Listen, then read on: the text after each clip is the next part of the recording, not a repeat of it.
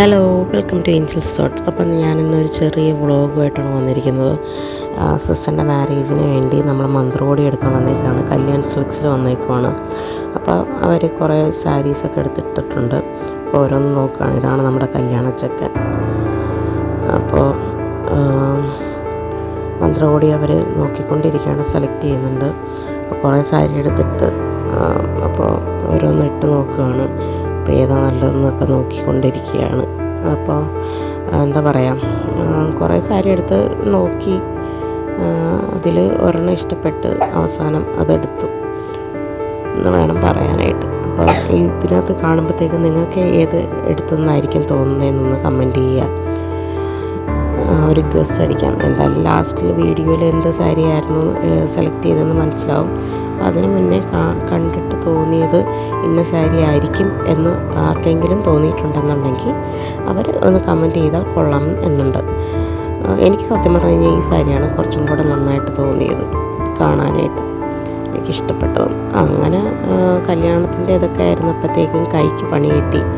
അപ്പോൾ അതിൻ്റെ സർജറിയും കഴിഞ്ഞ് കിടക്കുകയാണ്. അപ്പോൾ കുറേ കാര്യങ്ങളൊക്കെ ചെയ്യണം എന്നൊക്കെ വിചാരിച്ചതാണ് കല്യാണത്തിന്.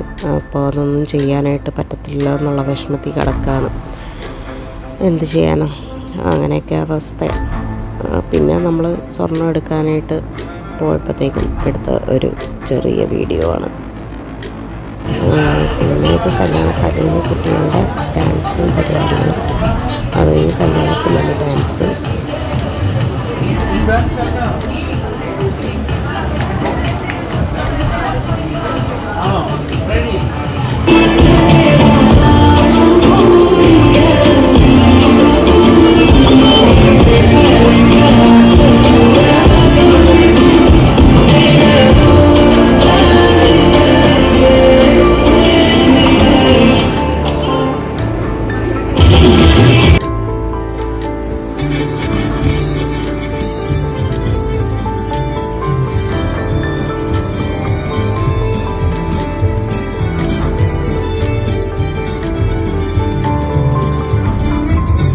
അങ്ങനെ കല്യാണമൊക്കെ കഴിഞ്ഞു നമ്മൾ പയ്യൻ്റെ വീട്ടിൽ വന്നിരിക്കുകയാണ് പെണ്ണിനെ കൊണ്ടാക്കാനായിട്ട്. അപ്പോൾ ഇതെല്ലാം നമ്മുടെ കസിൻസാണ്.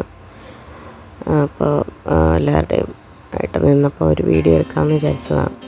എല്ലാവരും ഇതൊക്കെ ഒരു ഓർമ്മകളല്ലേ, എല്ലാവരും കൂടെ കൂടുന്നതൊക്കെ രസമല്ലേ. പിന്നെ ഇത് നമ്മുടെ റിലേറ്റീവ്സാണ്. അപ്പോൾ എല്ലാവരെയും കൂടെ ഉൾക്കൊള്ളിച്ച് കൊണ്ടൊരു വീഡിയോ എന്നാണ് വിചാരിച്ചേക്കത്. അങ്ങനെ വിചാരിച്ചെടുത്തതാണ്.